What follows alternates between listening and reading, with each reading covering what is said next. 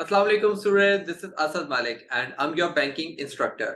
और आप हमें देख रहे हैं व्यू ट्यूशन के प्लेटफॉर्म से, जो कि है पाकिस्तान का first free of cost learning platform, जो कि आपको देता है आपके कोर्स से रिलेटेड तमाम फ्री नोट्स, पीपीटी प्रेजेंटेशंस, आपके बुक के तमाम क्वेश्चंस के सॉल्यूशंस और इवन पास पेपर के तमाम क्वेश्चंस के सॉल्यूशंस एक ही प्लेटफॉर्म से।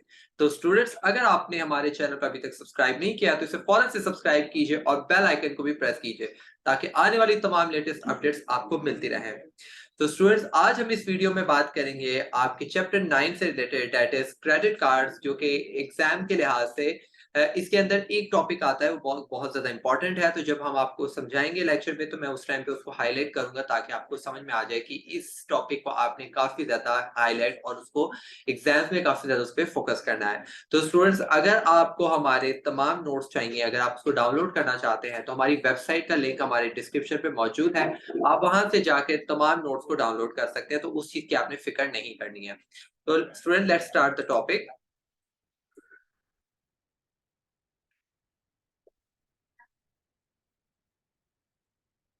हमारा टॉपिक है क्रेडिट कार्ड्स की। क्रेडिट कार्ड्स होते क्या है? तो क्रेडिट कार्ड होते हैं, ये एक प्लास्टिक कार्ड्स होते हैं that helps a creditor to borrow money from a bank और other financial institution to make purchase. ये बेसिकली एक शॉर्ट टर्म लोन्स की एक फॉर्म होती है, क्रेडिट कार्ड, जो कि आपको फॉर अ टाइम जो है, शॉर्ट पीरियड ऑफ टाइम के लिए आपको क्रेडिट देता है। और ये देता कौन है? या तो ये बैंक दे सकते हैं, या कुछ फाइनेंशियल इंस्टीट्यूशन जो कि बैंकिंग की तरह के फैसिलिटीज प्रोवाइड कर रहे होते हैं अपने कस्टमर्स को। अच्छा, ये इसलिए आपको प्रोवाइड कर रहे होते हैं ताकि जो है ये आपसे इन रिटर्न जो है आपसे कुछ इंटरेस्ट चार्ज कर रहे होते हैं। और ये जो है ये मोस्टली जो है बिजनेस पर्सन्स को, या उन लोगों को जो कि एक क्रेडिट वर्दी लोग हैं, जिनकी एक इमेज मार्केट में अच्छी होगी, उनका बिजनेस एक स्टेबल होगा, जो कि उनको पता होगा कि ये क्रेडिट कार्ड यूज कर सकता है, इसकी यूजेज इतनी होगी कि हम इसको ये फैसिलिटी प्रोवाइड कर रहे हैं। ठीक है, तो हर किसी को बैंक जो है ये ऑफर नहीं करते हैं। तो वो अकॉर्डिंग, अगर आपके अकाउंट में इतने पैसे होंगे या वो आपकी ट्रांजेक्शन्स को नोट कर रहे होंगे, तो आपने देखा होगा, अगर आपने कभी रेयरली कभी विजिट किया अपने घर वालों के साथ, तो वो अकॉर्डिंग टू द आपके आपके पेरेंट्स की पैसों के लिहाज से जितना बैलेंस अवेलेबल होता है, उस लिहाज से वो आपको ऑफर करते हैं कि आप क्रेडिट कार्ड्स की तरफ क्यों नहीं मूव करते, अगर आप फ्रीक्वेंटली अपनी पेमेंट्स और ट्रांजैक्शंस को कर रहे होते हैं। क्योंकि क्रेडिट कार्ड के अंदर जो फैसिलिटीज होती हैं, जो ऑप्शंस होते हैं, वो as compared to the other forms of plastic cards वो ज्यादा होते हैं।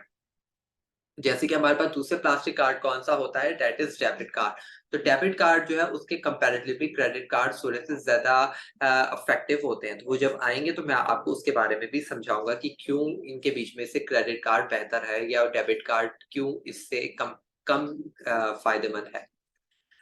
उसके बाद है हमारे पास कि क्रेडिट कार्ड जो होते हैं, वो हमारे पास 2 किस्म के होते हैं। वो होते हैं जो कि हम लोगों को नॉन बैंकिंग इंस्टीट्यूशन, मतलब दूसरे फाइनेंशियल इंस्टीट्यूशंस हमें प्रोवाइड कर रहे होते हैं। मतलब ये फ्रीलांस कोई अलग से ये वो होंगी, कंपनीज़ होंगी जो कि अपने नाम से अपनी कार्ड्स आपको दे रही होंगी, जिनका बैंक से कोई ताल्लुक नहीं होगा। तो इनकी फैसिलिटीज़, इनके ऑप्शंस अलग होते हैं, इनको लोग अलग तरीके से अप्रोच करते हैं, ठीक है? तो ये इनका कॉम्पिटिशन होता है डायरेक्ट बैंक्स के साथ। और ये कस्ट जैसे कि मतलब समझिए कि 2 बीच में पार्टीज़ हैं, और एक वो हैं जो नॉन बैंकिंग इंस्टीट्यूशंस हैं, और वो हैं जो बैंक्स हैं, वो दोनों अपने कस्टमर्स को अट्रैक्ट करने की कोशिश कर रहे होते हैं। और कस्टमर्स जो हैं, जो क्योंकि नॉन बैंकिंग इंस्टीट्यूशंस जो होती हैं, वो थोड़ा अच्छी फैसिलिटीज़ प्रोवाइड कर रही होती है, ज़्यादा आपको ऑफर दे रही होती है, तो लोग वहाँ से भी उसको अवेल करते हैं। लेकिन ये होता ये है कि लोगों के माइंड में एक ट्रस्ट होता है बैंक्स को लेके, कि बैंक जो है वो सिक्योर है, तो इसकी वजह से वो जो है वो बैंक्स की तरफ अट्रैक्ट होते हैं। वरना आपको फैसिलिटीज या ज्यादा ऑप्शन जो है आपको नॉन बैंकिंग इंस्टीट्यूशन ज्यादा प्रोवाइड कर रहे होते हैं। उसके बाद हमारे पास कि नॉन बैंकिंग इंस्टीट्यूशन जो हमें कार्ड्स प्रोवाइड कर रहे होते हैं, वो अमेरिकन एक्सप्रेस के नाम से या डाइनर्स क्लब के नाम से होते हैं। ठीक है, अगर आपको कोई जानने वाला या कोई जो कि एक बिजनेस पर्सन है, या कोई तो उनके पास अगर क्रेडिट कार्ड होगा, तो उसके अंदर ये 4 नामों में से कोई एक नाम जरूर लिखा होगा, तो जिससे आपको पता चल जाएगा कि either it's related to the commercial bank, और आइदर उसने वो जो है क्रेडिट कार्ड जो है वो किसी फाइनेंशियल दूसरे या नॉन बैंकिंग इंस्टीट्यूशन से लिया है, ठीक है। अगर उसने कमर्शियल बैंक से लिया होगा तो उसके ऊपर वीजा या मास्टर कार्ड का स्टैंप होगा, ये जो कि दुनिया की सबसे largest two credit card networks होते हैं, जो कि बैंक्स वगैरह के साथ कोलैब करके आप तक पहुंचते हैं। ये डायरेक्ट आप तक नहीं पहुंचते हैं, ये वीजा और मास्टर कार्ड वाले, ये अलग कंपनी है, ठीक है। ये बैंक्स नहीं होते हैं, ये अलग से इंस्टीट्यूशन होते हैं जो क्रेडिट इंस्टीट्यूशंस होते हैं, और ये जो है ये डिफरेंट डिफरेंट बैंक्स के साथ ज्वाइन होकर उसके बाद ये आप तक पहुंच जाते हैं। तो ये जो है ये वर्ल्ड वाइड होता है, ये नहीं कि ये पाकिस्तान के हैं, ये पूरी दुनिया में काम कर रहे हैं वीजा और मास्टर कार्ड। इसकी वजह से वीजा और मास्टर कार्ड जो है वो आपको इंटरनेशनल ट्रांजेक्शन भी प्रोवाइड इसीलिए कर रहा होता है। अगर आप एक कोई पाकिस्तानी चीज लेंगे तो वो सिर्फ पाकिस्तान तक ही चलेगी, लेकिन अगर आपके कार्ड के ऊपर वीजा या मास्टर कार्ड लिखा हुआ है तो आप उसको इंटरनेशनल ट्रांजेक्शन के लिए भी इस्तेमाल कर सकते हैं। इसके अंदर फर्दर इसको अगर हम वो कैटेगराइज करें तो इसके अंदर सिल्वर गोल्ड का भी ऑप्शन मौजूद होता है। एक स्टैंडर्ड कार्ड होता है जो कि एक ऑप्शन जो एक नॉर्मल क्रेडिट कार्ड होता है, उसके अंदर आपको इतने ऑप्शंस नहीं मिल रहे होते जितने गोल्ड और सिल्वर के आपके अंदर आपको ऑप्शन मिल रहे होते हैं। इसके अंदर होता ये है कि आपकी क्रेडिट लिमिट जो है वो थोड़ी बढ़ जाती है, कि आप आपको बेनिफिट्स, अगर आपने कोई जगह से कोई चीज बाइंग करेंगे या कुछ चीज खरीदेंगे तो आपको डिस्काउंट्स वगैरह मिलते हैं, आपको प्रमोशनल डिस्काउंट्स, आपको स्कोर्स मिलते हैं, बोनसेस मिलते हैं इनके अंदर। और सिल्वर और गोल्ड में से है जो है वो गोल्ड की ज्यादा अच्छी लिमिट होती है, उसके ज्यादा अच्छे ऑप्शंस होते हैं एज कम्पेयर टू सिल्वर, लेकिन दोनों ही जो है वो थोड़े हायर क्वालिटी के कार्ड्स होते हैं as compared to the standard credit cards, ठीक है जी।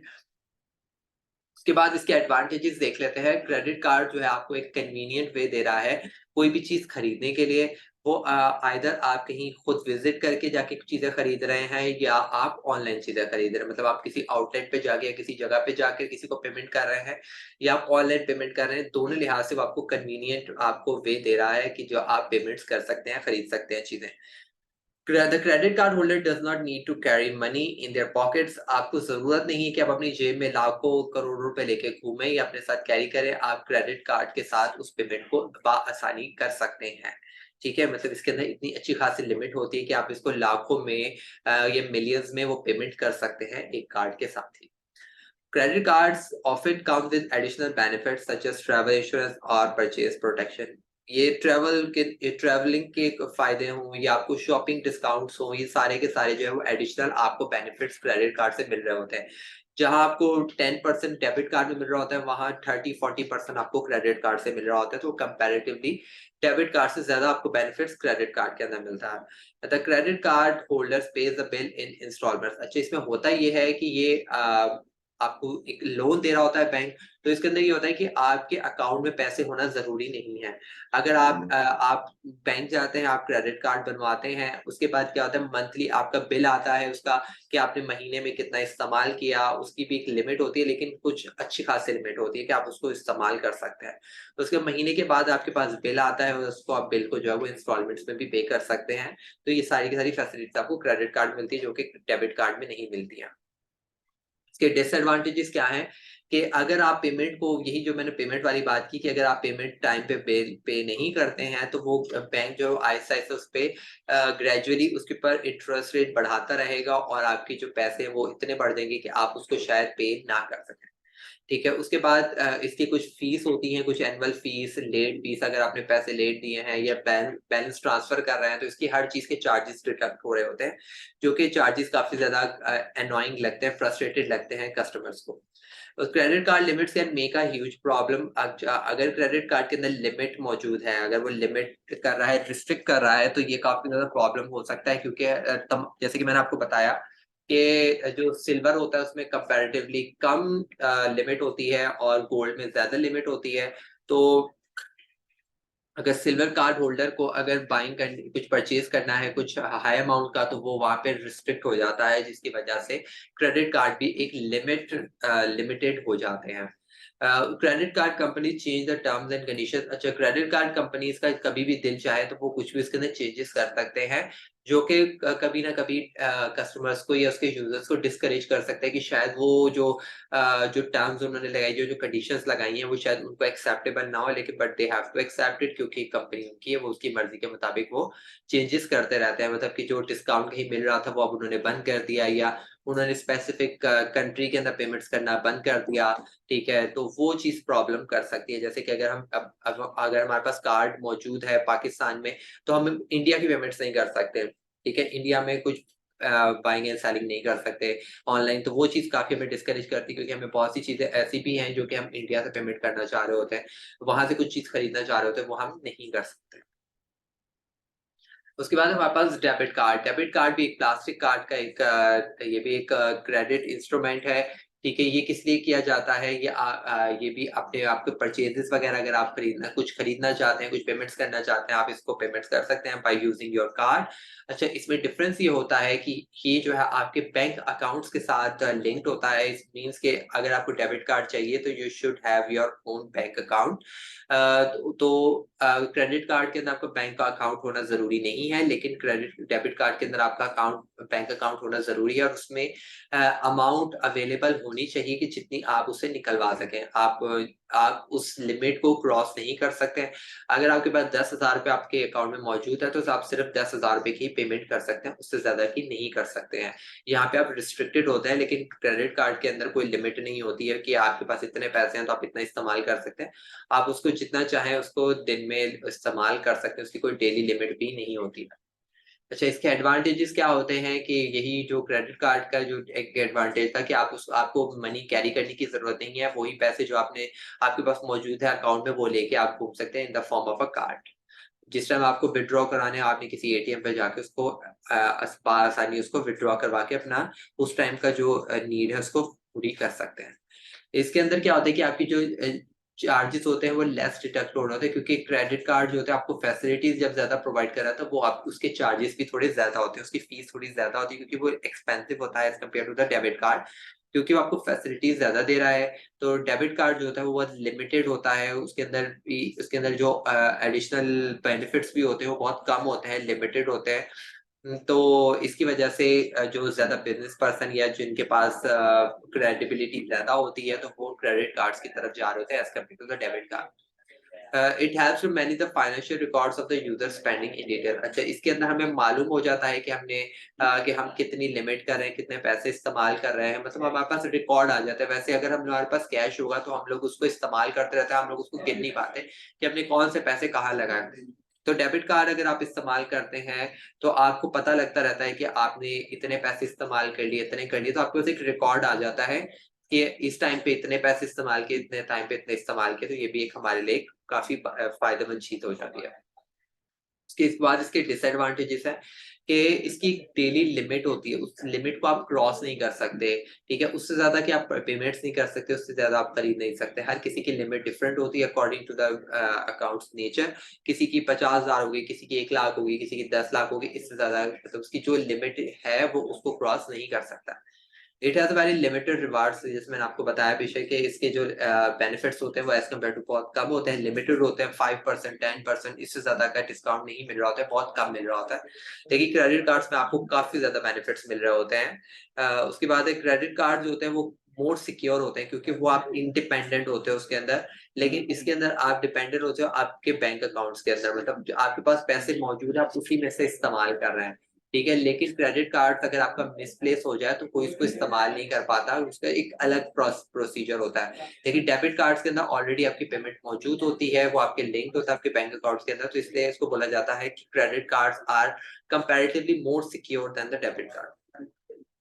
उसके बाद हमारे पास last one is ATM. ATM का फुल फॉर्म हम लोग इसको बोलते हैं ऑटोमेटेड टेलर मशीन्स, लेकिन हम इसको एटीएम के नाम से ही जानते हैं। ये एक इलेक्ट्रॉनिक डिवाइस होती है जो कि हमें अलाउ कर रही होती है, हमारे यूजर्स को हेल्प कर रही होती है कैश को विड्रॉ करवाने में, चेक बैंक अकाउंट बैलेंस, अगर हमें मालूम करना है कि हमारे बैंक अकाउंट में कितने पैसे हैं, अब तो ऑनलाइन एप्लीकेशंस का ऑप्शन आ गया, तो हम उसमें मालूम कर सकते हैं। लेकिन अगर कुछ लोग अगर एप्लीकेशन डाउनलोड नहीं किए हुए हैं, तो वो उस टाइम भी जाके एटीएम मशीन से अपने अकाउंट बैलेंस के बारे में मालूम कर सकते हैं।